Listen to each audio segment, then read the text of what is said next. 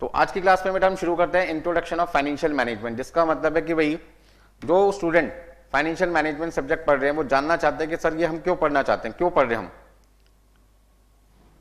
तो पहला पॉइंट है meaning of financial management. Financial management का मतलब क्या बेटा, आज की क्लास में हम सबसे पहले वो समझेंगे। जैसे मैंने आपके लिए लिखा हुआ है, financial management is the management of all activities relating to acquisition and application of financial resources of an entity to achieve specified financial objective. अब इस डेफिनेशन का मतलब क्या है?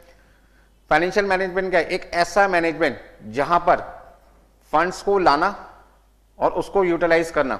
मतलब एक कंपनी के दो काम होते हैं मेन, पहला पैसे को अरेंज करना, इकट्ठा करना, और दूसरा जब वो पैसा आ जाएगा तो उसे यूटिलाइज करना। तो एक्विजिशन का मतलब लाना, एप्लीकेशन का मतलब यूज करना। मतलब लाना और यूज करना ये दो बातें हैं, किसके लिए? फंड्स के लिए। तो फाइनेंशियल मैनेजमेंट क्या है? कंपनी का एक ऐसा मैनेजमेंट है जहां पे फंड्स को इस तरीके से इकट्ठा करो कि पैसे को लाने पर जो भी खर्चा होता है इंटरेस्ट का या डिविडेंड का वो मिनिमम हो, और जब आप उस पैसे को यूज करें तो आपको बदले में रिटर्न क्या मिले? ज्यादा से ज्यादा। तो जब मैं कहीं से पैसा लूंगा मिनिमम इंटरेस्ट और मिनिमम डिविडेंड पे लेना चाहता हूं, और जब मैं उस पैसे को इन्वेस्ट करूंगा तो मैं चाहूंगा कि मुझे वहां से रिटर्न क्या मिले, प्रॉफिट क्या मिले, ज्यादा से ज्यादा मिले।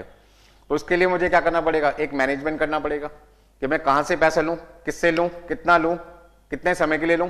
ऐसे ही जो पैसा मेरे पास आ चुका होगा उस पैसे को मैं कहां इन्वेस्ट करूं, कितना पैसा फिक्स्ड एसेट खरीदने में लगाऊं, कितना पैसा मैं बिजनेस के स्टॉक को खरीदने में लगाऊं, कितना पैसा गुड्स को क्रेडिट बेचने में ब्लॉक करूं, कितना पैसा मुझे बैंक में इन्वेस्ट करना चाहिए, मतलब बैंक में रखना चाहिए। क्योंकि जब तक हम सही तरीके से मैनेजमेंट नहीं करेंगे हमारे को सही रिटर्न नहीं मिलेगी। ठीक उसी तरीके से जैसे एग्जाम में मान लीजिए आपको पता है एक चैप्टर हर बार आता है वो 10 नंबर का है, और एक चैप्टर ऐसा है तो 2 नंबर का कभी कभी आता है। बच्चा 2 नंबर के चैप्टर पे तो 10 दिन लगा रहा है, और जो 10 नंबर का पेपर हमेशा आता है उस चैप्टर में से उसको पढ़ के ही नहीं जा रहा। तो उसका मतलब उसने मैनेजमेंट सही नहीं किया ना, स्टडी मैनेजमेंट सही नहीं किया, प्लान ठीक नहीं किया अपना। यदि उसने तरीके से काम किया होता, 2 नंबर वाले पे कम समय लगाया होता, 10 वाले पे ज्यादा लगाया होता, तो एग्जाम में दोनों क्वेश्चन अटेम्प्ट होते और उसका अच्छा स्कोर आता। ठीक उसी तरीके से यहां पर भी है। तो फाइनेंशियल मैनेजमेंट का मतलब क्या है? एक ऐसा मैनेजमेंट जो एक ऑर्गेनाइजेशन को उसके ऑब्जेक्टिव को पूरा करने में मदद करता है। किस तरीके से? कि पैसे को किस तरीके से इकट्ठा करें कि पैसा इकट्ठा करने की जो कॉस्ट सारी है वो मिनिमम हो, और पैसे को आने के बाद जब आप यूटिलाइज करोगे, इन्वेस्ट करोगे, चाहे वो फिक्स्ड एसेट के नाम से इन्वेस्ट करो चाहे वर्किंग कैपिटल के नाम से इन्वेस्ट करो, आपको वहां पर रिटर्न क्या मिलनी चाहिए? ज्यादा।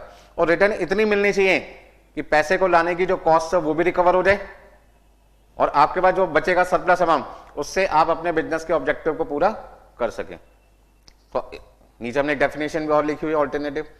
It refers to the efficient and effective management of fund in such a manner to accomplish the objective of the organisation. इसका मतलब क्या हुआ? वही बात जो ऊपर लिखी हुई है कि हमें फंड्स को इस तरीके से मैनेज करना है, फंड्स को इस तरीके से यूटिलाइज करना है कि यूटिलाइज करने पे जो रिटर्न आएगी वो रिटर्न इतनी होनी चाहिए जिससे हमारे पैसे को लाने का जो खर्चा रहा है वो भी पूरा हो जाए, जो बिजनेस के ऑब्जेक्टिव्स हैं वो भी पूरे हो जाए, और उसके बाद में कुछ पैसा हमारे पास में बच जाए ताकि हम बिजनेस का एक्सपेंशन कर सकें। यदि इस तरीके से कंपनी कर पाती है पैसे के साथ में कि लाने और यूटिलाइज करने में, यूज करने पे जो रिटर्न आ रही है वो हमारे सारे पर्पस पूरे कर रहे हैं, मतलब जो पैसा हमने इकट्ठा किया है उसकी कॉस्ट भी रिकवर हो रही है, जो हमारे ऑब्जेक्टिव हैं वो भी पूरे हो रहे हैं, उसके बाद भी हमारे पास पैसा बच जाए ताकि हम बिजनेस का एक्सपेंशन करने के लिए और उधार ना लें। तो इसका मतलब है कंपनी बहुत अच्छा मैनेजमेंट कर पा रही है। किसका? पैसे का। इसे कहते हैं फाइनेंशियल मैनेजमेंट। देखिए एक एग्जांपल आपके सामने मैं लेके आता हूं। सपोज करते हैं पंजाब नेशनल बैंक की बात करते हैं, PNB। पंजाब नेशनल बैंक के बारे में मैं जानना चाहता हूं क्या ये फंड्स के साथ सही मैनेजमेंट कर पाते नहीं कर पाते। तो देखिए बैंक जिनके पास खुद का तो कोई पैसा होता नहीं, ये तो पब्लिक से पैसा इकट्ठा करते हैं। तो एक छोटा सा एग्जांपल मैं आपके सामने लेके आता हूं। सपोज करते हैं एक पर्सन है मिस्टर एक्स, इन्होंने बैंक में, पंजाब नेशनल बैंक में 10 लाख रुपए की FD करा दी, फिक्स डिपॉजिट करा दी। जब बैंक में आप पैसा इन्वेस्ट कराओगे तो बैंक वाले का फर्ज बनता है कि मिस्टर एक्स को कुछ ना कुछ बदले में इंटरेस्ट के रूप में दे। तो बैंक वालों ने कहा मिस्टर एक्स को कि जो 10 लाख रुपए आप FD की फॉर्म में हमारे पास जमा करा रहे हो उस पर हम सालाना आपको 6% ब्याज देंगे। इसका मतलब मिस्टर एक्स के लिए तो ये रिटर्न है, बट कंपनी के लिए, बैंक के लिए क्या है, खर्चा है, एक्सपेंस है। तो बैंक के पॉइंट ऑफ व्यू से बात करें तो ये इंटरेस्ट कॉस्ट है, कॉस्ट फॉर पीएनबी, यानी पीएनबी के लिए कॉस्ट है। दूसरी तरफ एक पर्सन है मिस्टर वाई, जिनको 10 लाख रुपए का लोन चाहिए और वो पीएनबी बैंक में गए,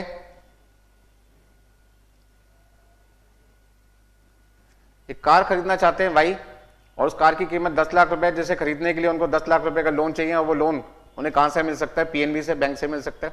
बैंक वाले कहते हैं जी हम आपको लोन देने के लिए तैयार हैं, लेकिन इस लोन पर हम आपसे सालाना जो ब्याज चार्ज करेंगे वो कितना करेंगे, 10% चार्ज करेंगे।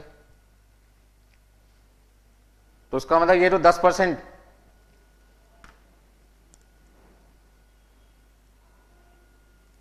ये जो 10% इंटरेस्ट है, ये रिटर्न है किसके लिए, पीएनबी के लिए रिटर्न है। इसका मतलब क्या हुआ कि ये कॉस्ट हो गई, ये रिटर्न हो गई। तो हमने क्या देखा कि पंजाब नेशनल बैंक को कितने रुपए का फायदा है, रुपए तो बात की बात है, परसेंटेज की यदि बात करें तो हम कह सकते हैं कि 6% का खर्चा करके हम 10% कमा रहे हैं, तो इसका ना 4% हमारी सेविंग है।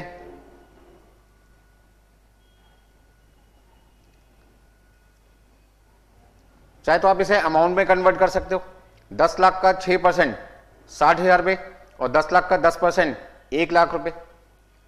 तो उसका मतलब कमाई हुई 1 लाख रुपए, खर्चा हुआ 60,000 रुपए, आपके पास अभी भी 40,000 रुपए बचे हुए हैं।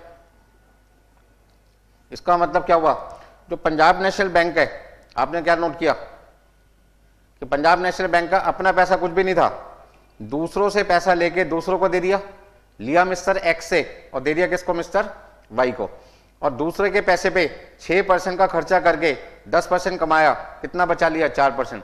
क्या पंजाब नेशनल बैंक ने पैसे का सही मैनेजमेंट किया? तो ये बात अभी हम कह नहीं सकते, क्योंकि हमने सिर्फ 10% से, ध्यान से समझिए, हमने जो 10% कमाया है उसमें से अपना खर्चा 6% तो निकाल लिया। क्या इसके अलावा पंजाब नेशनल बैंक के कोई और भी खर्चे हैं? बिल्कुल हैं जी, इनके कुछ ना कुछ ऑपरेटिंग एक्सपेंस भी होंगे। पंजाब नेशनल बैंक में जो एम्प्लॉइज काम कर रहे होंगे उनको सैलरी भी देना होगा, बिल्डिंग का रेंट भी होगा, स्टाफ का मेंटेनेंस, मतलब जो भी बिल्डिंग का मेंटेनेंस का खर्चा होगा, ऑपरेटिंग एक्सपेंसेस हम कहते हैं। सपोज करते हैं इस 10 लाख पे जो खर्चा आ रहा है वो 10,000 रुपये आ रहा है, खर्चा तो बहुत सारा होगा, बट मैं बात कर रहा हूं एक छोटे से एग्जाम्पल की, जिसमें पीएनबी बैंक के इस 10 लाख को लेकर जो खर्चे आ रहे हैं ऑपरेटिंग को 10,000 रुपये आ रहे हैं। इसका मतलब 40,000 रुपये में से उन्होंने कितने रुपए खर्च कर दिए होंगे? 10,000 रुपये।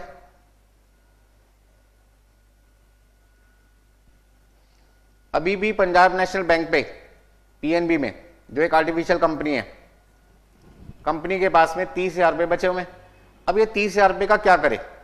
ये 30,000 रुपये क्या हमें लोगों की शादियों में जाके गरीबों में, या लोगों पे दूल्हा जो जा रहा है वहां पे उड़ा देने चाहिए, या गरीबों को, भिखारियों को हमें दान में दे देने चाहिए? बिल्कुल नहीं। ये पैसा कंपनी के शेयर होल्डर का है।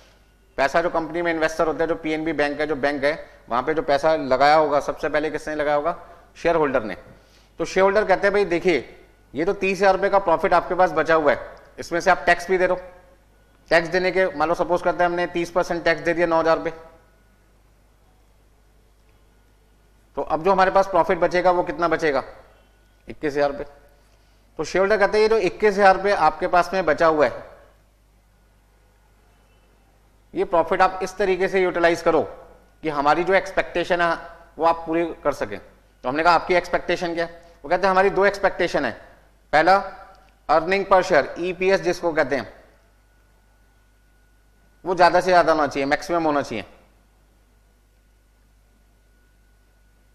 और दूसरा, मार्केट प्राइस पर शेयर, वो भी क्या होना चाहिए? मैक्सिमाइज होना चाहिए। मैंने कहा मैक्सिमाइज का मतलब, वो कहते हैं भाई जिस प्राइस पे हमने शेयर खरीदा था बैंक से, उस प्राइस से ज्यादा प्राइस अब होनी चाहिए मार्केट के अंदर। दूसरा, अर्निंग पर शेयर, मतलब जो कंपनी ने प्रॉफिट कमाया है उसमें एक पर्सन के पास, मतलब एक इक्विटी शेयरहोल्डर का जो हिस्सा होगा प्रॉफिट का, वो ज्यादा से ज्यादा होना चाहिए। तो हमने कहा भाई इक्विटी शेयरहोल्डर से आप अर्निंग पर शेयर को क्यों ज्यादा बनाना चाहते हैं, ऐसा क्यों करना चाहते हैं? तो उन्होंने हमें जवाब दिया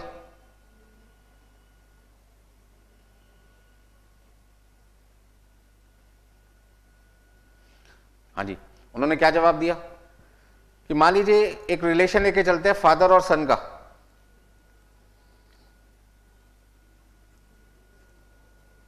हाँ जी, फादर ने अपने बेटे से कहा कि बेटे आपको अपना खर्चा पूरा करने के लिए क्या चाहिए, पॉकेट मनी की जरूरत पड़ती होगी हर महीने।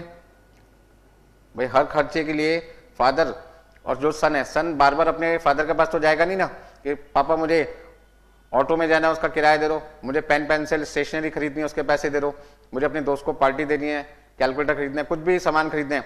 यदि हम बार बार किसी पर्सन के पास जाएंगे तो वो भी डिस्टर्ब हो जाएगा। तो फादर ने कहा भाई एक काम करता हूं, जो भी पैसा मैं कमाऊंगा, मान लो मेरी इनकम महीने की 10,000 रुपये, तो मैं तेरे को 10% दे दूंगा। मतलब कि फादर ने अपने सन के साथ में क्या कमिटमेंट किया कि आपकी जो पॉकेट मनी होगी वो मेरी अर्निंग की, फादर्स अर्निंग इनटू 10%, आपका शेयर कितना हो गया 10%। तो फादर की अर्निंग यदि 10,000 है तो बेटे की अर्निंग 10,000 का 10% कितना आ जाएगा 1,000 रुपये। अब बेटा बड़ा चलाक है, बेटे को समझ में आ गया कि यदि मेरी फादर की अर्निंग इंक्रीज हो जाए किसी तरीके से तो मेरी अर्निंग भी ऑटोमेटिकली बढ़ जाएगी। तो ऐसे में फादर यदि 20,000 रुपये कमाता तो बेटे की अर्निंग 20,000 का 10% बेटे कितना आ जाएगा 2,000 रुपये। तो सन को समझ में आ गया कि यदि मेरे फादर की अर्निंग किसी तरीके से इंक्रीज हो जाए तो ऐसे में मेरी पॉकेट मनी, मेरी इनकम भी बढ़ जाएगी। तो बच्चे का दिमाग बड़ा तेज है, आप में से एक बच्चा है, ये भी दिमाग बड़ा तेज चलता है। ये गया मंदिर में, टेंपल में, और वहां भगवान से बोला हे प्रभु मुझे आपसे अपने लिए कुछ नहीं चाहिए। भगवान भी बड़ा हैरान हो गया, यार सुबह से यहाँ पे 50 लोग आ चुके हैं मेरे मत्थे पे और हर बंदा ये कह रहा है मुझे ये दे दो, मुझे ये दे दो, मुझे ये दे दो, लेकिन ये बंदा ऐसा है जो कहता मुझे कुछ नहीं चाहिए। मान लो उसका नाम है मिस्टर एक्स, और मिस्टर एक्स कहता है जी मुझे अपने लिए कुछ नहीं चाहिए भगवान, मुझे तो सब कुछ मिला हुआ है आपकी कृपा से, मैं तो बस आपके पास इसलिए आया हूं कि जो मेरे फादर हैं उनकी सैलरी बड़ी कम है, सैलरी ऑफ फादर। किसके फादर की? मिस्टर एक्स के फादर की सैलरी बहुत कम है। मैं चाहता हूं मेरे फादर की सैलरी बस आप बढ़ा दो। यदि वो 10,000 कमा रहे हैं तो उनकी 20 हो जाए, 20 कमा रहे हैं तो 40 हो जाए, 40 कमा रहे हैं तो 1 लाख हो जाए, 1 लाख कमा रहे हैं तो 10 लाख हो जाए। मैं अपने लिए कुछ नहीं चाहता, मुझे तो भगवान आपने सब कुछ दे रखा है, माँ है, बाप है, आपका आशीर्वाद है, और कुछ नहीं चाहिए, और मैं तो सीए में कर ही रहा हूं। तो ऐसे में मुझे अपने लिए कुछ नहीं चाहिए, मैं तो सिर्फ यही चाहता हूं कि मेरे फादर की अर्निंग किसी तरीके से इंक्रीज हो जाए ताकि सारी प्रॉब्लम का सॉल्यूशन हो जाए। तो भगवान बड़ा खुश हो गया, यार ऐसा संसार में बेटा मैंने नहीं देखा जो अपने लिए कुछ नहीं मांग रहे, सिर्फ अपने फादर के लिए मांग रहे। उन्होंने कहा ठीक है जी, जो आप चाहते हो वैसे ही होगा, आपके फादर की सैलरी जो एट प्रेजेंट चल रही है डबल हो जाएगी। वो कुछ ऐसा काम करेंगे कंपनी के लिए, कंपनी वाले खुश हो जाएंगे और उनका प्रमोशन कर देंगे और सैलरी डबल कर देंगे। अगले दिन देखा फादर ने खुशखबरी सुनाई बेटे को कि बेटा मेरी जो सैलरी है वो डबल हो गई। बेटा बड़ा खुश, उन्होंने कहा भगवान ने मेरी सुन ली। भगवान ने सुन ली, देखो 40,000 का 10% कितना हुआ, 40,000 का 10% हुआ 4,000 रुपये। इसका मतलब यदि फादर की अर्निंग बढ़ेगी तो कहीं ना कहीं बेटे की अर्निंग भी बढ़ेगी। तो इक्विटी शेयरहोल्डर क्या कहता है, अब आप बात सुनो इक्विटी शेयरहोल्डर की। इक्विटी शेयरहोल्डर कहता है कि जो प्रॉफिट कंपनी कमाती है हमारे लिए, जो प्रॉफिट कंपनी हमारे लिए कमाती है उस प्रॉफिट को कहते हैं अर्निंग पर शेयर।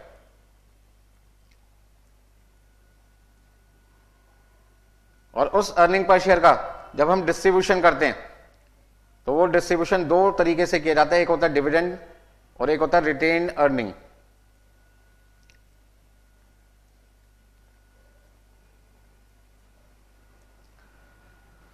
हाँ जी, इक्विटी शेयर होल्डर को हमने क्या बताया कि जो प्रॉफिट आपके लिए कंपनी ने कमाया है उसका नाम है अर्निंग पर शेयर, और उसमें से जितना हिस्सा आपको अभी मिल जाएगा प्रॉफिट में से, प्रॉफिट का पार्ट जो आपको मिलेगा कैश की फॉर्म में वो हो जाएगा डिविडेंड।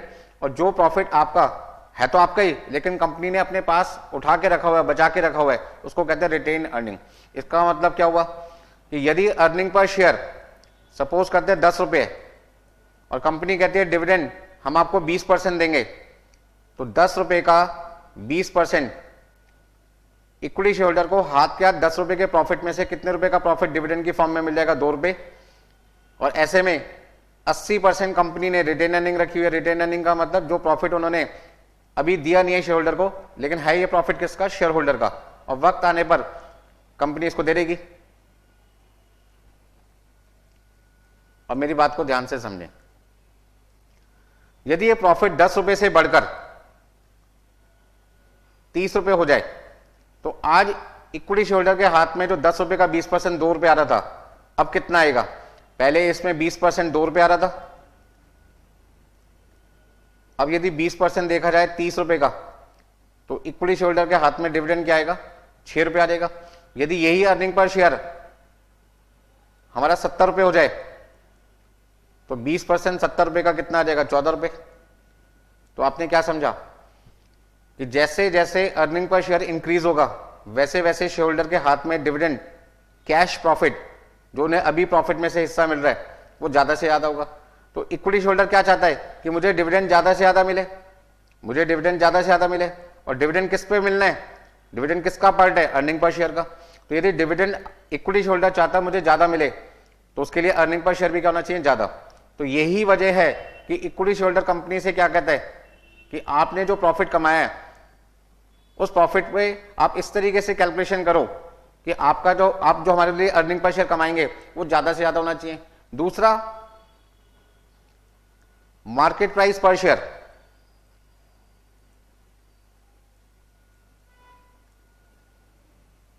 भी इंक्रीज होनी चाहिए।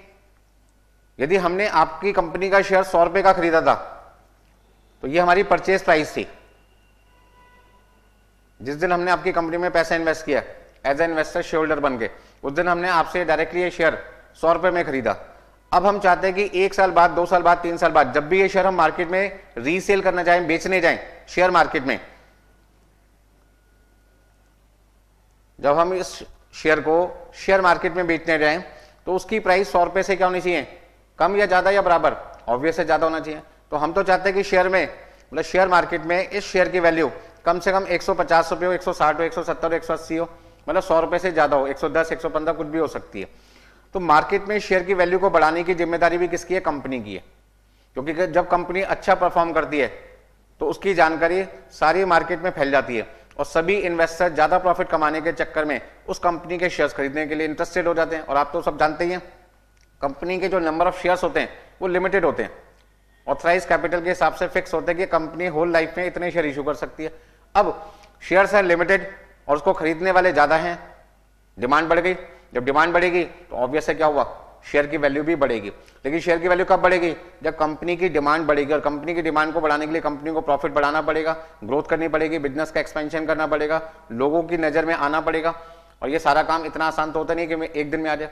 अब मान लीजिए कोई बच्चा मुझसे क्लास परचेज कर रहा है, मैं अपना एग्जाम्पल दे रहा हूं, तो उसने मुझसे क्लास ली, हो सकता है उसने ट्राई किया, मुझे उसको पसंद आया, उसने अपने 2 दोस्तों को बताया, दोनों दोस्तों ने मुझसे क्लास ली, वो भी अच्छे नंबर लेके पास हो गए, सीएमए कंप्लीट हो गए।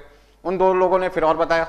ऐसे में क्या हुआ कि जिसने भी मुझसे क्लासेस ली, मैंने भी खूब मेहनत करी उनको पढ़ाने में, बच्चों ने भी खूब मेहनत की पढ़ने में, और उसका रिजल्ट आया कि बच्चे अच्छे नंबर से पास हो गए। कुछ बच्चे रैंक होल्डर आ गए, किसी ने टॉप किया क्लास में, किसी ने सब्जेक्ट में टॉप किया। तो धीरे धीरे हमारी रेपुटेशन मार्केट में क्या होगी? बढ़ेगी। मार्केट में रेपुटेशन बढ़ने का फायदा क्या हुआ? एक तो हमारी नंबर ऑफ स्टूडेंट्स बढ़ेंगे, जिससे हमारा रेवेन्यू, प्रोफेशनल जो रिसीट होगी, जो बच्चों से फीस मिलती है, वो बढ़ेगी। साथ ही साथ मार्केट में हमारी रेपुटेशन भी तो बढ़ेगी। रेपुटेशन कैसे बढ़ेगी? जहां हमसे 100 लोगों ने क्लास ली, वहां 100 से 500 हो जाएंगे, 500 से 1000 हो जाएंगे, 1000 से 2000 हो जाएंगे। तो ग्रोथ बढ़ेगी। तो ऐसे में क्या होगा? जब ग्रोथ बढ़ेगी तो कहीं ना कहीं हमारी जो फीस है वो भी इंक्रीज होगी। तो कहने का मतलब क्या है? जब बिजनेस का एक्सपेंशन होता है, बिजनेस ग्रोथ करता है, तो ऐसे में शेयर की मार्केट वैल्यू ऑटोमेटिकली क्या होगी? बढ़ेगी। तो हर इक्विटी शेयर होल्डर जो किसी कंपनी का शेयर खरीदता है, वो 2 चीजें चाहता है। वो चाहता है कि जब मैं इस कंपनी का शेयर बेचने जाऊं, तो जिस प्राइस पे मैंने खरीदा है उससे ज्यादा प्राइस पे वो बिके। दूसरा, जो कंपनी प्रॉफिट कमा रही है, उस प्रॉफिट में अर्निंग पर शेयर ज्यादा से ज्यादा होना चाहिए, ताकि उस अर्निंग में से जो कंपनी डिविडेंड हमें देगी वो भी हमें ज्यादा मिलेगा। जब कमाई ज्यादा होगी तो ऑब्वियस है डिविडेंड भी क्या होगा? ज्यादा, क्योंकि dividend is a part of earning per share. ठीक उसी तरीके से बच्चे को पता चल गया मेरी पॉकेट मनी डिपेंड करती है, डिपेंडेंट है किस पे? मेरे फादर की अर्निंग पे। तो यदि फादर की अर्निंग बढ़ेगी तो मेरी पॉकेट मनी, जो मेरी अर्निंग है, वो भी बढ़ेगी। बात समझ में आ गई सबको? तो ये पॉइंट मैं आपको समझाने की कोशिश कर रहा था।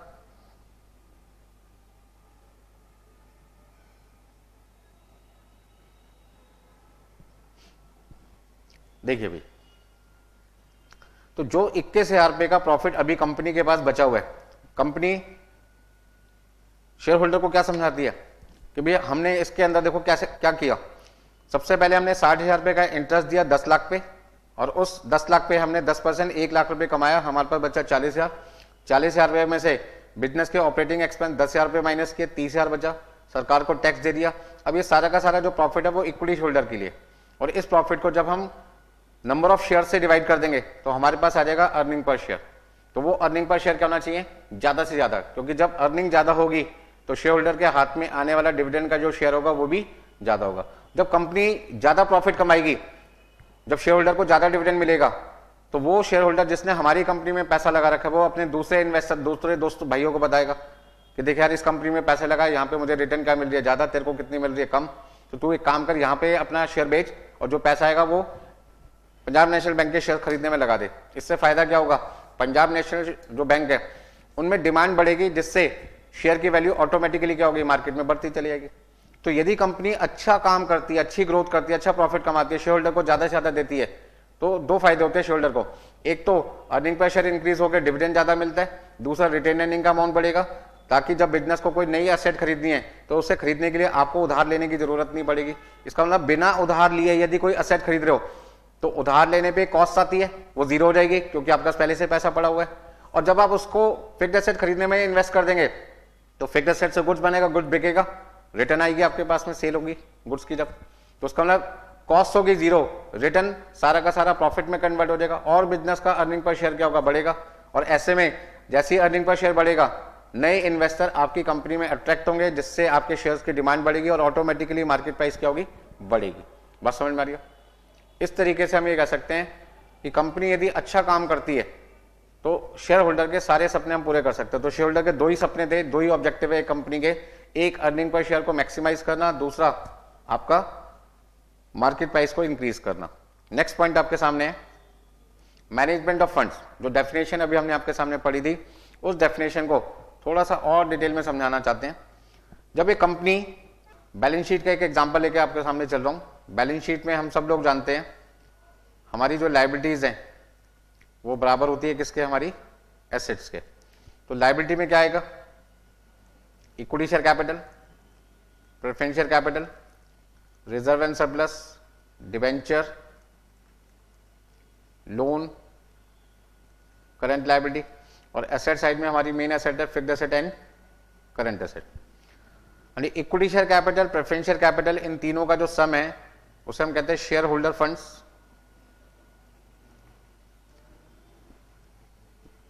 इसे हम कहते हैं लोन फंड्स। ठीक है जी।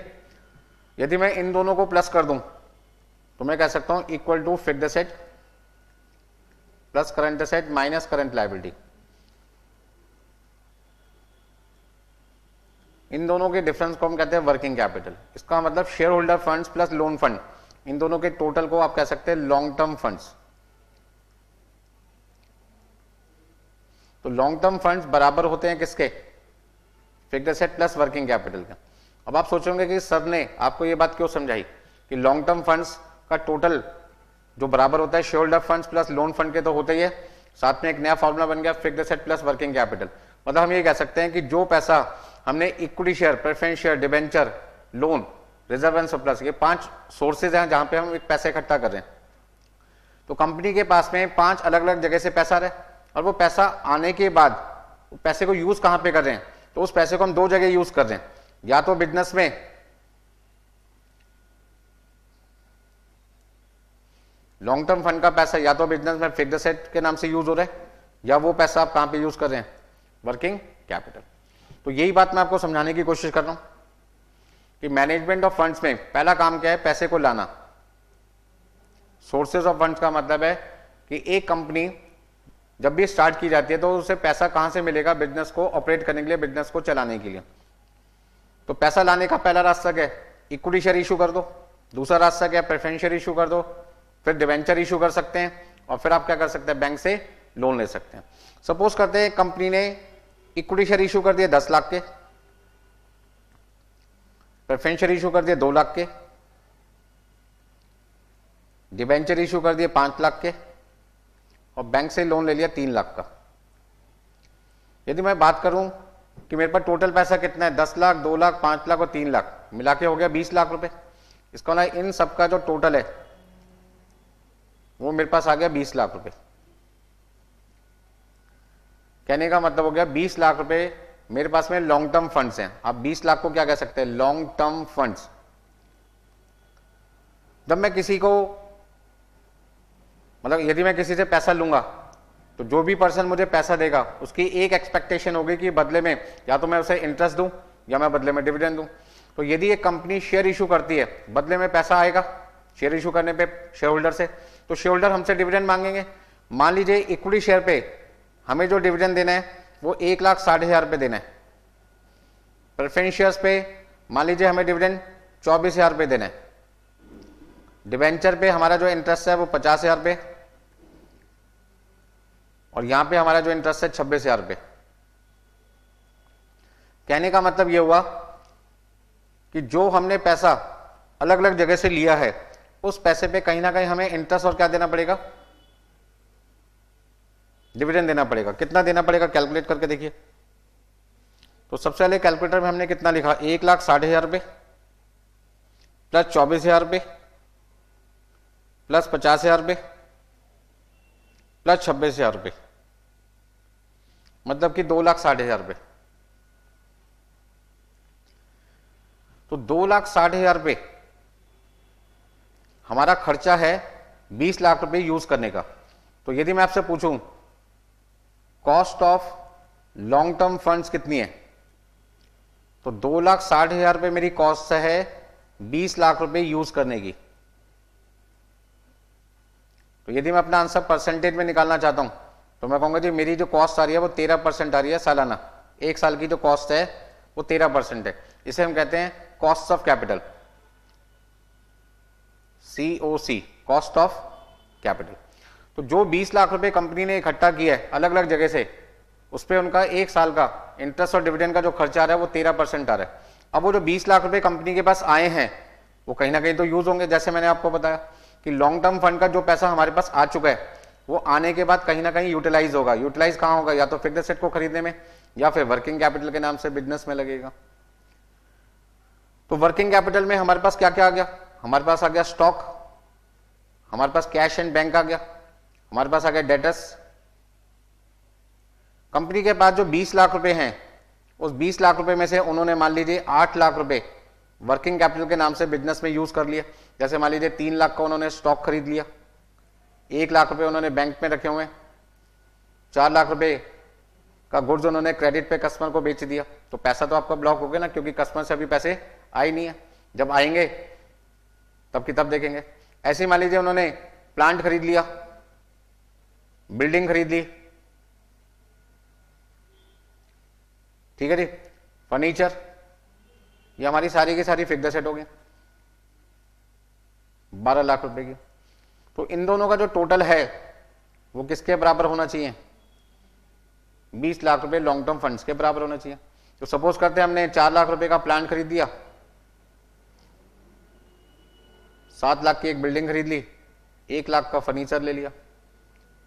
तो कहीं ना कहीं हमारा जो इन्वेस्टमेंट है वो दो जगह इन्वेस्टमेंट हो रहा है, फिक्स्ड एसेट के नाम से 12 लाख रुपए और वर्किंग कैपिटल के नाम से 8 लाख रुपए।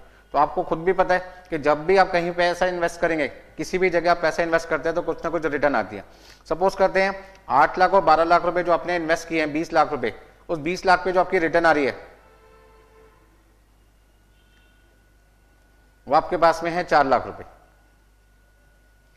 तो यदि मैं आपसे देखूं रिटर्न परसेंटेज में कितनी है, रिटर्न ऑन इन्वेस्टमेंट, ROI कह सकते हैं कि 20 लाख रुपए लगा के आपने 4 लाख रुपए कमाए, तो 4 लाख की कमाई 20 लाख पे कितने परसेंट हो गई, 20% हो गई। तो मैनेजमेंट ऑफ फंड्स आपको क्या बता रहा है कि जो आपने 20 लाख रुपए इकट्ठे किए हैं अलग अलग जगह से, चाहे डिवेंचर से, चाहे बैंक से लोन लिया, चाहे शेयर इशू किए, आपने 20 लाख रुपए इकट्ठा किया और उस 20 लाख पे आपको साल का 2,60,000 रुपए का खर्चा करना है इंटरेस्ट और डिविडेंड के नाम का। मतलब कि 13% आपकी कॉस्ट आ रही है 20 लाख पे। मतलब इस 20 लाख को लाने के लिए आपको 13% खर्च करना पड़ेगा।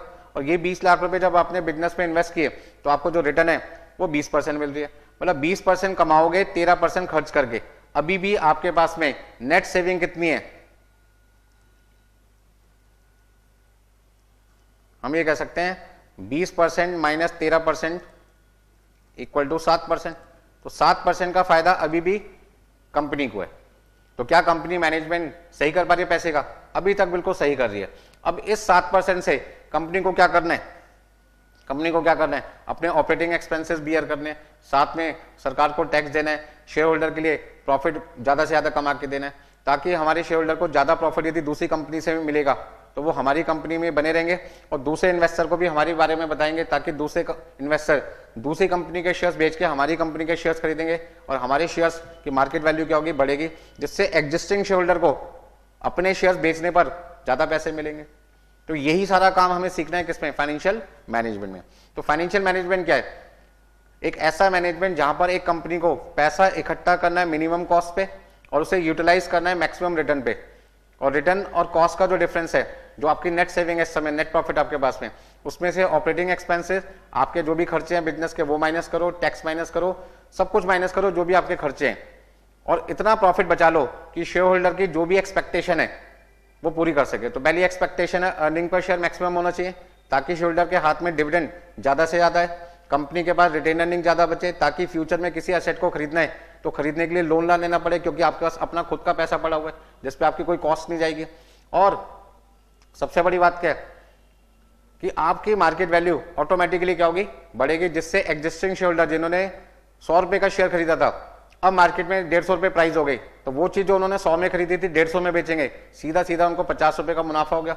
मान लीजिए किसी शेयर होल्डर ने 10 शेयर्स खरीद रखे हैं, तो 100 रुपए के हिसाब से 1000 की इन्वेस्टमेंट की, अब 150 के हिसाब से उसके 1500 में बिक जाएंगे। तो कहने का मतलब 1000 रुपए लगा के यदि उसको 1500 रुपए मिल रहे हैं, तो उसकी जो वेल्थ है, असेट है, संपत्ति है, जिसे हम कहते हैं वेल्थ, वो 1000 से 1500 हो गए, 500 रुपए क्या हो गई? बढ़ गई। तो आज जो उसने 1000 रुपए इन्वेस्ट कर रखे थे, आज उसकी वर्थ वेल्थ जो 1000 रुपए थी, अब वो बढ़कर कितनी हो गई? 1500 हो गई। यदि वो शेयर मान लीजिए 200 का हो जाता तो 10 शेयर की वैल्यू 2000 होती, आज उसकी वेल्थ 1000 से बढ़कर कितनी हो जाती? 2000 रुपए। बात समझ में आई सबको मेरी? देखिए नेक्स्ट आपके पास है ऑब्जेक्टिव ऑफ फाइनेंशियल मैनेजमेंट, जो मैं आपको पहले ही डिस्क्राइब कर चुका। हर इक्विटी शेयर होल्डर चाहता है कि कंपनी के जो शेयर्स हैं उनकी मार्केट वैल्यू बढ़े, जैसे कहते हैं वेल्थ मैक्सिमाइजेशन, और वो चाहते हैं साथ में हमारा अर्निंग पर शेयर, प्रॉफिट जो हमारे लिए कंपनी ने कमाया एक शेयर पे, वो ज्यादा से ज्यादा हो। तो इस प्रॉफिट को निकालने का फॉर्मूला क्या है? मतलब अर्निंग पर शेयर को निकालने का फॉर्मूला क्या है? प्रॉफिट आफ्टर टैक्स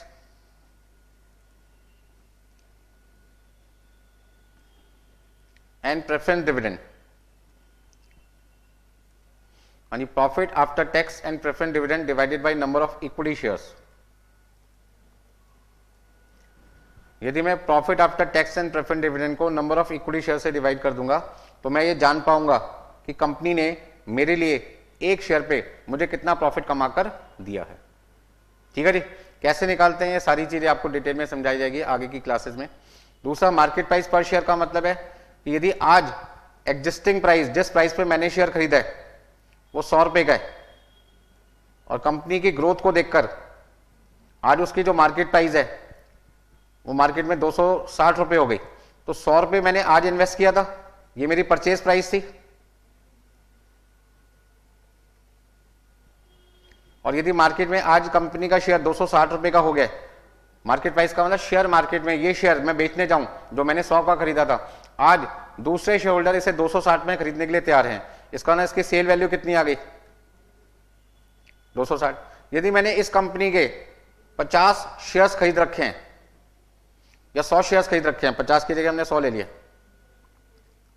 तो यदि मैंने इस कंपनी के 100 शेयर्स ले रखे थे, तो मेरी जो इन्वेस्टमेंट है वो कितनी थी? मेरी जो पैसा लगा हुआ था 100 शेयर्स पे 100 रुपए के हिसाब से 10,000 रुपए लगे हुए थे, और आज मुझे इसे बेचने पर मेरी जो सेल वैल्यू होगी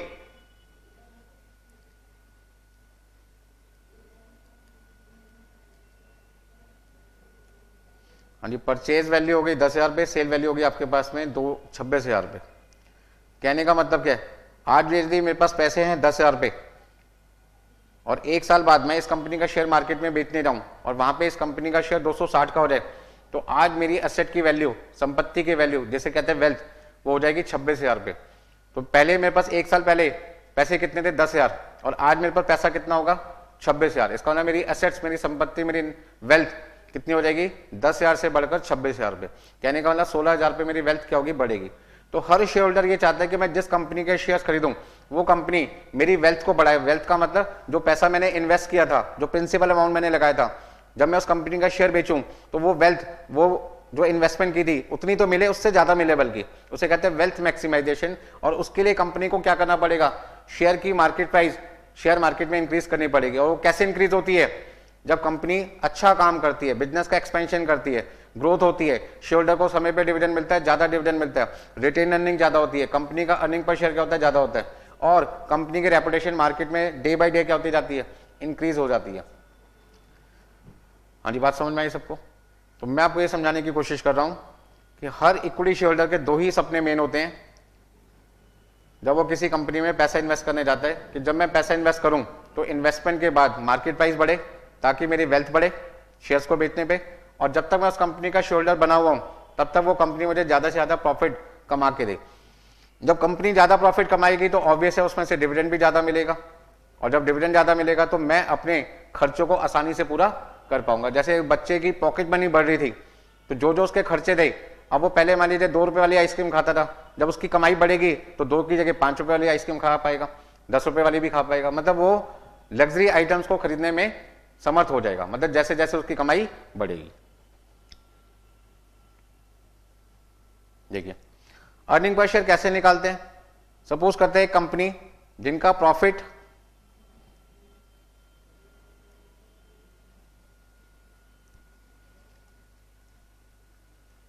profit before tax and preference dividend, मतलब ये वो प्रॉफिट है जिसमें से ना तो टैक्स माइनस हुआ ना प्रेफरेंस डिविडेंड माइनस हुआ। सपोज करते हैं कंपनी ने 4 लाख रुपए का प्रॉफिट कमाया, इसमें से सरकार को हमने टैक्स दे दिया। क्वेश्चन में मान लीजिए हमें 30% का टैक्स रेट बता रखा है, मतलब 1,20,000 रुपए हमने टैक्स दे दिया। तो आज आपके पास आ जाएगा प्रॉफिट आफ्टर टैक्स 2,80,000 रुपए। इसमें से प्रेफरेंस शेयर होल्डर को हमने प्रेफरेंस डिविडेंड दे दिया, मान लीजिए 80,000 रुपए प्रेफरेंस डिविडेंड है। तो आज जो प्रॉफिट बचेगा वो होगा profit after tax and preference dividend, जो कि आएगा 2 लाख रुपए। नंबर ऑफ इक्विटी शेयर हमें क्वेश्चन में गिवन है, सपोज करते हैं 10,000 शेयर्स हैं। ये सारी इंफॉर्मेशन हमें क्वेश्चन में दे रखी है, हमें निकालना क्या है, calculate first point earning per share, second point dividend per share if dividend pay out ratio 25%। अब ये डिविडेंड पे आउट रेशियो का मतलब क्या होता है, डिविडेंड पे आउट रेशियो का मतलब होता है कि जो कंपनी प्रॉफिट कमा रही है उस प्रॉफिट में से वो अपने शेयर होल्डर को डिविडेंड के नाम का कितना प्रॉफिट देना चाहते हैं। तो कंपनी ने डिसाइड किया कि हम जो भी प्रॉफिट कमाएंगे उसमें से अपने शेयर होल्डर को 25% डिविडेंड हाथ क्या दे देंगे। तो सबसे पहले हमें आंसर क्या निकालना है, सॉल्यूशन में पहला आंसर आपके पास क्या है, ईपीएस है, अर्निंग पर शेयर, जिसका फॉर्मूला है profit after tax and preference dividend divided by number of equity shares. मतलब कि 2 लाख का प्रॉफिट हमने 10,000 शेयर होल्डर के लिए कमाया, तो एक के हाथ में कितने रुपए का प्रॉफिट आएगा, 20 रुपए का प्रॉफिट आएगा। इसका ना कंपनी कहती है इक्विटी शेयर होल्डर को कि 2 लाख रुपए का प्रॉफिट हमने टोटल आपके लिए कमाया, और टोटल कंपनी में कितने शेयर होल्डर हैं, 10,000। तो 10,000 लोगों के लिए 2 लाख का प्रॉफिट कमाया, एक के लिए कितना कमाया, 20 रुपए। और उस 20 रुपए में आपका हिस्सा कितना है, डिविडेंड पर शेयर कितना, डीपीएस का फुल फॉर्म है डिविडेंड पर शेयर, जिसको निकालने का फॉर्मूला है earning per share into dividend pay out ratio, short में हम कह सकते हैं डीपी रेशो। मतलब 20 रुपए का जो प्रॉफिट कंपनी ने कमाया है उसमें से 25% वो शेयर होल्डर को देने के लिए राजी है, तैयार है, मतलब कि 5 रुपए। तो कहने का मतलब है यदि ये अर्निंग पर शेयर 40 रुपए होता तो 40 का 25% कितना रहता, 10 रुपए। 50 रुपए होता 25% कितना था, 12.5 रुपए। 60 रुपए होता 25% कितना था, 15 रुपए। इसको ना जैसे जैसे कंपनी का अर्निंग पर शेयर बढ़ेगा वैसे वैसे कंपनी का डिविडेंड पर शेयर भी बढ़ेगा। इसका ना डीपीएस किस पे डिपेंडेंट है, अर्निंग पर शेयर पे। तो अर्निंग पर शेयर के इंक्रीज होने से आपको समझ में आ गया होगा डिविडेंड पर शेयर भी इंक्रीज होता है। इतनी बात समझ में आई आपको। तो कंपनी क्या कहती है कि जो पैसा हम कमाते हैं उससे हम अपने शेयर होल्डर को दो चीजें एक्स्ट्रा देना चाहते हैं। एक, उनको डिविडेंड ज्यादा देना चाहते हैं जिसके लिए अर्निंग पर शेयर मैक्सिमम होना चाहिए, क्योंकि डिविडेंड की कंप्यूटेशन किस पे होती है, अर्निंग पर शेयर पे। दूसरा, जो पैसा उन्होंने आज हमारी कंपनी में इन्वेस्ट किया 1 साल के लिए या 2 साल के लिए या 5 साल के लिए, मान लो 5 साल के लिए, तो 5 साल बाद जब वो हमारी कंपनी के शेयर्स बेचेंगे तो उन्हें जितना पैसा उन्होंने इन्वेस्ट किया था 5 साल पहले उससे क्या मिलना चाहिए, ज्यादा। वो ज्यादा कब मिलेगा, जब हमारी मार्केट प्राइस हमारी परचेज प्राइस से क्या होगी, ज्यादा होगी। और मार्केट प्राइस को बढ़ाने का काम शेयर होल्डर का नहीं है, किसका काम है, कंपनी का, क्योंकि पैसा कंपनी यूज कर रही है। तो कंपनी की जिम्मेदारी बनती है कि पैसे को इस तरीके से यूटिलाइज करे कि खर्चा कम हो, कमाई ज्यादा हो, ताकि बचत ज्यादा हो। जब सेविंग ज्यादा होगी तो उसका बेनिफिट अल्टीमेटली किसको मिलेगा, शेयर होल्डर्स को मिलेगा। और वो शेयर होल्डर जब दूसरे लोगों को बताएगा तो दूसरे लोग भी तो आपकी कंपनी में जुड़ेंगे और इससे आपकी डिमांड क्या होगी, बढ़ेगी। डिमांड बढ़ते ही मार्केट वैल्यू पर शेयर ऑटोमेटिकली क्या होगी, बढ़ेगी। बात समझ में आ गई सबको। देखिए नेक्स्ट पॉइंट आपके पास है टाइप्स ऑफ डिसीजन। मतलब फाइनेंशियल मैनेजमेंट में कितने तरीके के डिसीजन लेने पड़ते हैं। पहला डिसीजन है इन्वेस्टमेंट डिसीजन, पैसा कहां इन्वेस्ट किया जाए, कितना इन्वेस्टमेंट किया जाए। तो पैसे को दो जगह इन्वेस्ट किया जाता है, एक शॉर्ट पर्पस के लिए वर्किंग कैपिटल के नाम से, और दूसरा लंबे समय के लिए इन्वेस्ट करना है तो आपका है फिक्स्ड एसेट, जिसका नाम रखा गया कैपिटल बजटिंग। तो जब एक कंपनी पैसा इन्वेस्ट करती है तो इन्वेस्टमेंट से पहले उनको सोचना चाहिए कि पैसा कहां कितना लगाना है, कहां कितना लगाना है, मतलब कहां लगाना, पहला क्वेश्चन हो गया, ठीक है जी। दूसरा, कितना लगाना है। ये दो बहुत बड़ी इंपॉर्टेंट बातें हैं। देखिए यदि मान लीजिए मुझे एक मशीन खरीदनी है और मैं मशीन खरीदूं नहीं और मैं स्टॉक खरीद के अपना सारा पैसा लगा दूं कि मेरे को मटेरियल सस्ता मिल रहा है, मेरा प्रोडक्शन कॉस्ट कम आएगी, क्यों ना मेरे पे 20 लाख रुपए पड़े हैं, सारा का सारा मैं मटेरियल खरीद लेता हूं। मैंने यदि मटेरियल खरीद लिया लेकिन उसको बनाने के लिए मशीन नहीं खरीदी तो ऐसे में क्या होगा, मेरी प्रोडक्शन नहीं हो पाएगी। अच्छा मान लो मैंने 20 लाख की मशीन खरीद ली बट मैंने स्टॉक नहीं खरीदा, मटेरियल नहीं खरीदा, तो भी मेरी प्रोडक्शन रुक जाएगी। तो मुझे एक कॉम्बिनेशन बनाना पड़ेगा कि कितना पैसा मुझे मटेरियल के नाम पे रखना चाहिए, कितना पैसा मुझे मशीन के नाम पे रखना चाहिए। मशीन से गुड्स कहां बनेगा, फैक्ट्री में, तो फैक्ट्री के लिए एक बिल्डिंग खरीदनी पड़ेगी, एक जगह खरीदनी पड़ेगी। वो जगह खरीदने के लिए कितना स्पेस चाहिए, कहां पे खरीदूं जहां पे जगह सस्ती मिले और मुझे कम दाम पे ज्यादा से ज्यादा जगह मिल सके। ऐसा ना हो कि मैं पॉश एरिया में जगह खरीदूं तो वहां पे क्या होगा, महंगी जगह मिलेगी, जगह कम मिलेगी और मेरे को नुकसान होगा कि मेरी मशीन ही नहीं आ पा रही, एक मशीन आ गई, दूसरी मशीन लगाने के लिए फिर से जगह की कमी है। तो मुझे कहीं ना कहीं क्या देखना है, संतुलन देखना है, बैलेंस देखना है किसके बीच में, कि शॉर्ट टर्म के लिए पैसा कितना इन्वेस्ट करना है, लॉन्ग टर्म के लिए पैसा कितना इन्वेस्ट करना है। लॉन्ग टर्म में जब भी एक कंपनी पैसा इन्वेस्ट करती है, ह्यूज इन्वेस्टमेंट होती है, और जब एक कंपनी ह्यूज इन्वेस्टमेंट करती है तो वहां पे उनको सोच समझ के इन्वेस्टमेंट करनी होती है कि कौन से फिक्स्ड एसेट में कितना पैसा लगाएं कि कम पैसा फिक्स्ड एसेट में लगे और उस फिक्स्ड एसेट से रिटर्न क्या मिले, ज्यादा से ज्यादा मिले। तो ऐसे में जहां पे रिटर्न ज्यादा मिलेगी हम वहां पे पहले पैसा लगाएंगे, जहां पे रिटर्न थोड़ी सी कम मिलेगी उसमें पैसा नंबर 2 पे लगाएंगे, जहां और रिटर्न कम मिलेगी वहां तीसरे नंबर पे लगाएंगे। मतलब हमें यहाँ पे कैटेगरी करनी पड़ेगी कि कहाँ हमें पहले पैसा लगाना है फिक्स्ड एसेट खरीदने में, कौन से फिक्स्ड एसेट में। तो जब एक कंपनी को डिसीजन मेकिंग करनी होती है कि किस फिक्स्ड एसेट को हम पहले खरीदें, किसको बाद में खरीदें और किसको ना खरीदें, उसके लिए हमारा चैप्टर बना है कैपिटल बजटिंग। और एक कंपनी को कितना पैसा स्टॉक के नाम से रखना है, कितना पैसा बैंक में रखना है, कितना पैसा गुड्स को क्रेडिट पे बेचने के लिए ब्लॉक करना है, इन सब के लिए डिसीजन मेकिंग आपकी होगी वर्किंग कैपिटल मैनेजमेंट में। तो इसका मतलब क्या हुआ कि जो हमने पैसा इन्वेस्टर से लिया था 20 लाख रुपए, चाहे वो शेयर्स इशू करके लिया या डिवेंचर इशू करके लिया या बैंक से लोन लेके लिया, जब वो 20 लाख रुपए आ जाएंगे तो आने के बाद उस 20 लाख रुपए को दो जगह यूज करते हैं, शॉर्ट पर्पस के लिए वर्किंग कैपिटल मैनेजमेंट के नाम से और लॉन्ग टर्म पर्पस के लिए कहते हैं फिक्स्ड एसेट, मतलब कैपिटल बजटिंग। दूसरा पॉइंट है कैपिटल स्ट्रक्चर। कैपिटल स्ट्रक्चर का मतलब है जो 20 लाख रुपए मुझे चाहिए बिजनेस में वो कहां कहां से आएंगे।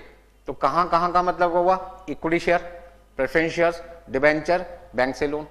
तो कैपिटल स्ट्रक्चर का मतलब क्या हुआ कि जो 20 लाख रुपए लॉन्ग टर्म फंड के नाम से मुझे चाहिए उसका ब्रेकअप क्या होना चाहिए, किससे कितना पैसा लूं, ज्यादा पैसा इक्विटी शेयर से लूं या ज्यादा पैसा डिबेंचर से लूं, कम पैसा बैंक से लूं या बैंक से लोन ज्यादा लूं।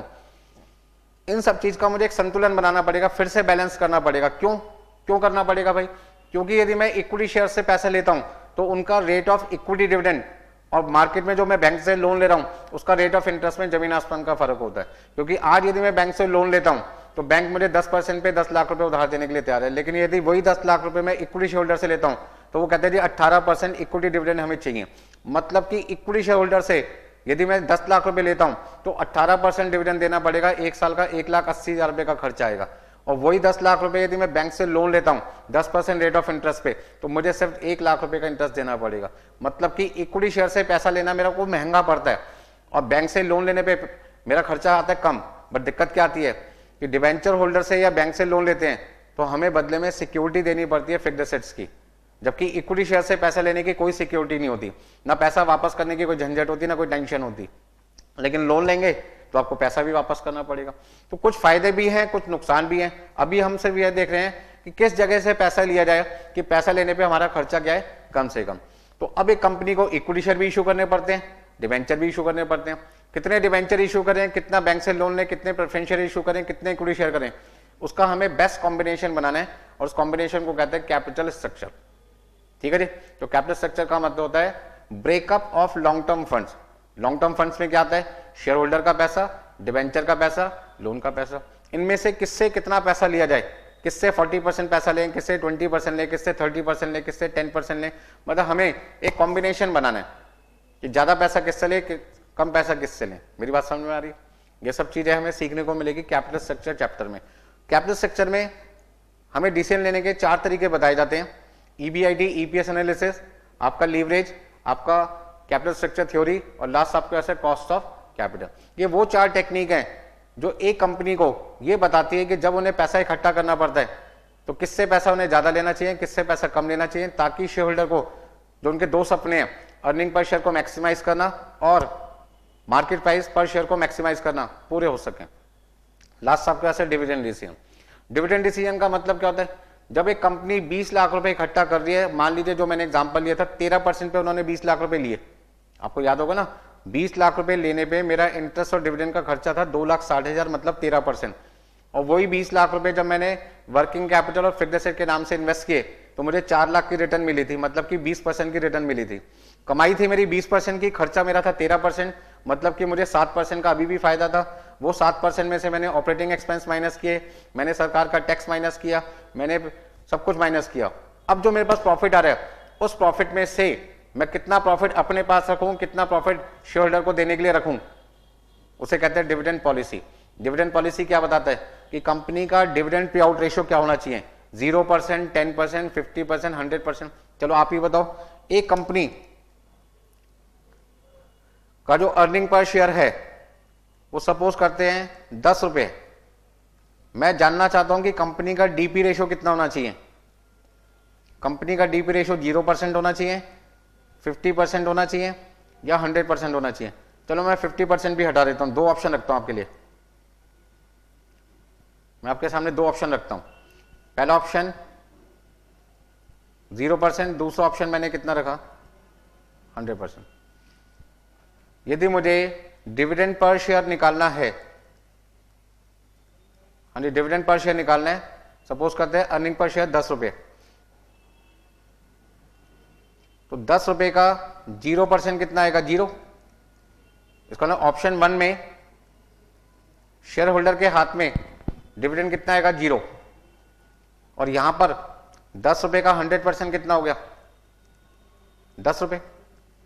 तो आपको तो लग रहा होगा शेयर होल्डर के लिए कौन सा ऑप्शन बेस्ट है, सेकंड ऑप्शन बेस्ट है, जहां पे DP ratio, dividend pay out ratio 100% है। बट ऐसा नहीं होता। अभी आपको लग रहा है 10 रुपए का 0% 0 और 10 रुपए का 100% 10 रुपए, बेटर ऑप्शन है 100%। बट ऐसा नहीं है, क्यों, वो बात मैं आपको समझाता हूं, ध्यान से समझिए। एक कंपनी जिसका नाम है एक्स लिमिटेड, बड़े ध्यान से समझिए, बहुत काम की बात है। एक कंपनी जिसका नाम है एक्स लिमिटेड, और उस एक्स लिमिटेड में मिस्टर वाई ने पैसा इन्वेस्ट कर रखा है। हाँ जी, मिस्टर वाई ने एक्स लिमिटेड में पैसा इन्वेस्ट कर रखा है और वो कंपनी कहती है कि हमारा जो अर्निंग पर शेयर है, मतलब वाई लिमिटेड ने कहा, सॉरी एक्स लिमिटेड ने वाई को कहा, मिस्टर को, कि हमारी कंपनी का जो अर्निंग पर शेयर है वो 10 रुपए है। ध्यान से सुनिए मैं क्या बोल रहा हूं। एक्स लिमिटेड ने मिस्टर वाई को कहा कि अर्निंग पर शेयर 10 रुपए है, आप क्या चाहते हो कि मैं आपको 1 रुपए का भी डिविडेंड ना दूं या आपको 100 रुपए मतलब पूरा 100%, 100%, 10 रुपए पूरा डिविडेंड दे दूं? मेरी बात को ध्यान से सुनना, मैं क्या बोलना चाहता हूं। एक्स लिमिटेड ने मिस्टर वाई के सामने 2 प्रपोजल रखे। पहला प्रपोजल कि हम आपको कुछ भी डिविडेंड ना दें, या दूसरा ऑप्शन हम आपको 100% दे दें। तो वाई कहता है आप जो भी काम करें ऐसा काम करें जिससे मुझे फ्यूचर में फायदा हो। अब देखो वाई ने सारी की सारी जिम्मेदारी किस पे डाल दी? कंपनी पे डाल दी कि आप जो भी डिसीजन लेंगे वो ऐसा डिसीजन लेना कि मुझे फायदा ज्यादा से ज्यादा हो। क्या मतलब? अब इस बात को समझना पड़ेगा। हाँ जी, एक्स लिमिटेड ने कहा यदि ये 10 रुपए आज हमसे आप नहीं लेते, यदि ये 10 रुपए आज आप हमसे डिविडेंड के नाम पे नहीं लेते, तो हमारा जो ROI है, रिटर्न ऑन इन्वेस्टमेंट है, वो 20% है। मतलब आप यदि ये पैसा 10 रुपए हमसे नहीं लोगे तो ये पैसा हम आपका एक्स लिमिटेड में री इन्वेस्ट कर देंगे। भाई आपका पैसा है, आप यदि मुझसे नहीं लोगे तो आपके 10 रुपए मेरे पास ही तो रहेंगे, और ये पैसा जब मैं इन्वेस्ट कर दूंगा तो 10 रुपए पे 20% आपकी इनकम कितनी होगी? मतलब एक्स लिमिटेड ने कहा कि हम आपको 10 रुपए पर 20% कितना कमा के दे देंगे? 2 रुपए कमा के दे देंगे। और यदि ये 10 रुपए आज आप हमसे डिविडेंड की फॉर्म में ले लेते हो, आज आप हमसे ये 10 रुपए डिविडेंड की फॉर्म में ले लेते हो, तो आपके पास 10 रुपए आ जाएंगे। और जब आप ये 10 रुपए मान लीजिए एक और कंपनी है मार्केट में जेड लिमिटेड, वहां इन्वेस्ट करते हो और उस कंपनी का जो ROI है वो 15% है, तो यदि आपने हमसे ये 10 रुपए ले लिया और जेड लिमिटेड में लगा दिया तो जेड लिमिटेड आपके 10 रुपए पे 15% आपको कितना कमा के देगा? 1 रुपए 50 पैसे कमा के देगा। अब आप बताओ ये 10 रुपए आप हमसे डिविडेंड के लेना चाहते हो या ये 10 रुपए आप हमारे पास छोड़ना चाहते हो? जैसा आपको ठीक लगे। तो वाई कहता है देखो मैं इतना समझदार नहीं हूं, मैं तो एक इन्वेस्टर हूं, बस मैं तो बचपन से एक ही चीज जानता हूं कि जहां भी मैं पैसा इन्वेस्ट करूं वहां पे मुझे फ्यूचर में रिटर्न क्या मिलनी चाहिए? ज्यादा। तो वाई को क्या समझ में आया कि यदि ये 10 रुपए मैं नहीं लूंगा तो मेरे 10 रुपए पे 20% एक्स लिमिटेड मुझे 1 साल बाद कितने रुपए कमा के देगा? 2 रुपए। और यदि मैं एक्स लिमिटेड से 10 रुपए ले लेता हूं आज और ये जेड लिमिटेड में लगा दूंगा तो जेड लिमिटेड मुझे कितना कमा के देगा? 1 रुपए 50 पैसे। इसका मतलब क्या हुआ कि वाई को एक बात समझ में आ गई, यदि मैं एक्स लिमिटेड में ये 10 रुपए छोड़ देता हूं तो मुझे नुकसान कितना होगा? 1.5 रुपए का, और फायदा कितना होगा? 2 रुपए का। तो इस 1.5 रुपए को हम कहते हैं opportunity cost. Opportunity cost of ₹10। 10 रुपए की अपॉर्चुनिटी कॉस्ट कितनी है? 1 रुपए 50 पैसे। भाई मिस्टर वाई के पास में 10 रुपए के 2 ऑप्शन है। पहला ऑप्शन एक्स लिमिटेड 2 रुपए कमा के दे रहा है, दूसरा ऑप्शन जेड लिमिटेड 1.5 रुपए कमा रहा है। यदि मैं वाई में पैसा लगाए, मतलब वाई कहता है यदि मैं एक्स में पैसा लगाए रखता हूं तो मैं 2 रुपए कमाऊंगा, लेकिन मुझे छोड़ना कितना पड़ेगा? जेड लिमिटेड का 1.5 रुपए। तो 1.5 रुपए का नुकसान करके 2 रुपए कमाऊंगा, अभी भी मुझे 50 पैसे का फायदा। तो कहने का मतलब क्या हुआ? जब इसे हम कहते हैं अपॉर्चुनिटी कॉस्ट, जैसे हम डिनोट करते हैं KE से। किससे डिनोट करते हैं? KE से। और ये हमारी रिटर्न है, ये हमारी R है, इसे हमने डिनोट कर दिया किससे? R से। तो कहने का मतलब है यदि R रिटर्न आपकी कॉस्ट से ज्यादा है, यदि रिटर्न आपकी कॉस्ट से ज्यादा है तो आप क्या कहोगे? आप कहोगे एक्स लिमिटेड को मुझे 1 रुपए का भी डिविडेंड नहीं चाहिए, सारा का सारा अपने पास ही रख लो, मुझे नहीं चाहिए, क्योंकि यदि मैंने आपसे पैसा ले लिया तो आप मुझे 20% कमा के दे रहे हो और दूसरा कमा के देगा 15%, तो मेरा तो नुकसान हो जाएगा, फ्यूचर में मेरी कमाई घट जाएगी, मुझे आपसे 1 रुपए भी नहीं चाहिए। तो ऐसे केस में DP ratio company x limited क्या डिसाइड करती है? वो कहते हैं देने की जरूरत ही नहीं है, 0% रखो। दूसरा केस, यदि R कम है KE ज्यादा है, मतलब ऐसा भी तो हो सकता था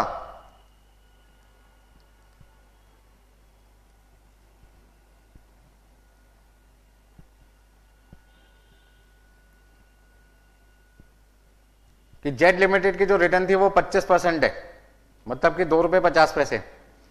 तो अब वाई क्या कहता है एक्स लिमिटेड से, आपके पास यदि मैंने पैसा छोड़ दिया तो आप मुझे 20% कमा के दोगे, और आपसे पैसा यदि मैंने निकाल लिया और जेड में लगा दिया तो मेरी 2.5 रुपए की कमाई होगी, 25% होगी। तो आप एक काम करो, मुझे सारा का सारा पैसा डिविडेंड के फॉर्म में आज ही दे दो। तो एक्स लिमिटेड को कौन सा डिसीजन लेना होगा? वो डिसीजन लेना होगा जो डिसीजन लेने के बाद में जो इन्वेस्टर वाई है उसको फ्यूचर में ज्यादा से ज्यादा लाभ हो। तो इसका मतलब यदि R KE से ज्यादा है, किसका? आर का मतलब रिटर्न ऑफ एक्स लिमिटेड। यदि एक्स लिमिटेड की रिटर्न कॉस्ट से ज्यादा है, दूसरे की इनकम से ज्यादा है, दूसरे कंपनी की इनकम से ज्यादा है, तो उन्हें कोई भी पैसा शेयर होल्डर को डिविडेंड के नाम से नहीं देना चाहिए, सारा का सारा अपने पास रखना चाहिए। दूसरा केस, यदि दूसरे की कंपनी में पैसा लगाने से रिटर्न शेयर होल्डर की बढ़ रही है और अपने यहां रिटर्न कम है, मतलब अपनी रिटर्न कम है, दूसरे की रिटर्न ज्यादा है, तो उस केस में मिस्टर वाई को क्या करना चाहिए? वो कहेगा एक्स लिमिटेड से कि भैया सारा का सारा 10 रुपए मुझे जल्दी से दो, ताकि मैं आपसे पैसा लेके जेड लिमिटेड में लगाऊंगा और मेरी कमाई कितनी होगी? 25%, जबकि आपकी कंपनी में कमाई कितनी है? 20%। मतलब आपकी कंपनी में पैसा रखने पे मुझे 5% का नुकसान होगा और दूसरे में 5% का फायदा। तो इसका मतलब क्या हुआ? एक्स लिमिटेड को क्या डिसीजन लेना है? डिसीजन किसको लेना बेटे? एक्स लिमिटेड को, कि मुझे डिविडेंड देना चाहिए या डिविडेंड नहीं देना चाहिए। तो पहला पॉइंट है, डिविडेंड पे आउट रेशियो 0% कब रखी जाती है किसी कंपनी के द्वारा? जब उस कंपनी का आर दूसरे कंपनी की रिटर्न से ज्यादा हो। और दूसरे कंपनी की रिटर्न को हम क्या कहते हैं? के ई कहते हैं, ठीक है जी। और अपनी कंपनी की रिटर्न को आर कहते हैं। बात समझ में आ गई? चलो जी आगे देखते हैं। तो 3 तरीके के डिसीजन हो गए। तो डिविडेंड डिसीजन में हमें क्या देखते हैं? Maximising the wealth of the firm's owner. Firm का जो ओनर होता है वो कौन होता है? Equity shareholder. हमें वो डिसीजन लेना है जिसके बाद इक्विटी शेयर होल्डर को ज्यादा से ज्यादा फायदा हो। यदि वो हमारी कंपनी में पैसा लगाता है, छोड़े रखता है, तो 20% मिलेगा, दूसरी कंपनी में 15% है, तो हम उसको क्या कहेंगे? हमारी कंपनी में पैसा लगाए रखो, आपको 5% एक्स्ट्रा रिटर्न मिलेगी। यदि हमारी कंपनी की रिटर्न 20% और दूसरी कंपनी की रिटर्न 25% है, तो हम क्या कहेंगे? आप हमसे सारा पैसा ले लीजिए, जो भी प्रॉफिट हमने आपके लिए कमाया, और दूसरी कंपनी में लगा दो, क्योंकि इससे आपकी 5% कमाई हमारी कंपनी के मुकाबले ज्यादा होगी। बात समझ में आ गई सबको? देखिए, ये लास्ट पॉइंट है इस चैप्टर का, इंट्रोडक्शन ऑफ फाइनेंशियल मैनेजमेंट में, जिसमें मुझे आपको ये बताना है decision making for equity shareholder. जब एक कंपनी डिसीजन मेकिंग करती है तो वो डिसीजन मेकिंग केवल किसके पॉइंट ऑफ व्यू से की जाती है? कंपनी के मालिक के लिए। और कंपनी का मालिक ओनली कौन होता है? Equity shareholder. तो जब एक कंपनी डिसीजन मेकिंग करती है तो वो डिसीजन मेकिंग किसको ध्यान में रख के करती है? इक्विटी शेयरहोल्डर को ध्यान में रख के करती है, क्योंकि पैसा कंपनी में सबसे पहले किसने लगाया था? इक्विटी शेयरहोल्डर ने, इक्विटी शेयर खरीद के। तो कंपनी का जो रिस्क है वो सबसे ज्यादा कौन बियर करता है? Equity shareholder. कैसे? जब कंपनी का लिक्विडेशन होगा तो जो भी सिक्योर्ड हैं लायबिलिटीज, पहले उनके पैसे दिए जाएंगे, फिर अनसिक्योर्ड लायबिलिटीज के पैसे दिए जाएंगे, फिर आपका प्रेफरेंशियल के पैसे दिए जाएंगे, और बचे कुचे पैसे लास्ट में किसको मिलते हैं? Equity shareholder. इसका मतलब यदि कंपनी का कभी पतन हो गया, लिक्विडेशन हो गया, वाइंडिंग अप हो गया, तो सबसे ज्यादा घाटा नुकसान किसको होता है? इक्विटी शेयरहोल्डर को। बेचारे ये वो लोग होते हैं जो बिना कोई सिक्योरिटी के आपको पैसा दे रहे हैं, ये कह के कि जब कंपनी का लिक्विडेशन होगा, कभी बंद होगी, तब आप हमारे पैसे वापस करना, उससे पहले हम कभी पैसे आपसे वापस नहीं मांगेंगे। तो कहने का मतलब क्या? जब पैसा इक्विटी शेयरहोल्डर का है, कंपनी के मालिक इक्विटी शेयरहोल्डर हैं, तो डिसीजन मेकिंग किसके पॉइंट ऑफ व्यू से किया जाएगा? Equity shareholder. और डिसीजन मेकिंग का मतलब क्या है? कोई भी पैसा लो, कहीं से भी लो, लेने के बाद उस पैसे को लेने की कॉस्ट मिनिमम होनी चाहिए, और जब वो पैसा इन्वेस्ट करो तो रिटर्न ज्यादा होनी चाहिए। तो इक्विटी शेयरहोल्डर क्या कहते हैं कंपनी को? कि आप हमारे पैसे को इस तरीके से अरेंज करो या इस तरीके से यूटिलाइज करो कि आप हमारे 3 छोटे छोटे सपने पूरे कर सको। पहला सपना, मार्केट प्राइस पर शेयर बढ़े, दूसरा अर्निंग पर शेयर बढ़े, तीसरा कॉस्ट ऑफ कैपिटल क्या हो? घटे। तो जब कभी भी आपको डिसीजन मेकिंग करनी होगी फाइनेंशियल मैनेजमेंट सब्जेक्ट में इक्विटी शेयरहोल्डर के लिए, तो आपसे पूछा जाएगा कि इक्विटी शेयरहोल्डर के लिए कौन से 3 पॉइंट्स को ध्यान में रख के एक कंपनी को डिसीजन मेकिंग करनी चाहिए? तो आपका आंसर होगा earning per share maximum, market price पर शेयर मैक्सिमम, और कॉस्ट ऑफ कैपिटल क्या होनी चाहिए? मिनिमम। तो बेटा आज की क्लास में इंट्रोडक्शन ऑफ फाइनेंशियल मैनेजमेंट में मैंने आपको क्या बताया कि फाइनेंशियल मैनेजमेंट एक ऐसी टेक्निक है, ऐसा मैनेजमेंट है जहां पर एक कंपनी को शेयर होल्डर के पैसे को इस तरीके से यूटिलाइज करना है, इस तरीके से यूज करना है कि वहां पे उनको हम ज्यादा से ज्यादा रिटर्न दे सके। मतलब हम उनको मार्केट प्राइस ज्यादा दें, वेल्थ को मैक्सिमाइज करें, साथ में उनका जो प्रॉफिट है वो हम मैक्सिमाइज करके दें, ताकि उन्हें ज्यादा से ज्यादा डिविडेंड मिले या फ्यूचर में उन्हें ज्यादा से ज्यादा ग्रोथ मिले। मतलब अल्टीमेटली हमारा टारगेट क्या है? हम अपने एग्जिस्टिंग शेयर होल्डर को ज्यादा से ज्यादा फ्यूचर में फायदा देना चाहते हैं। चलिए जी आज के लिए इतना ही करते हैं बेटे।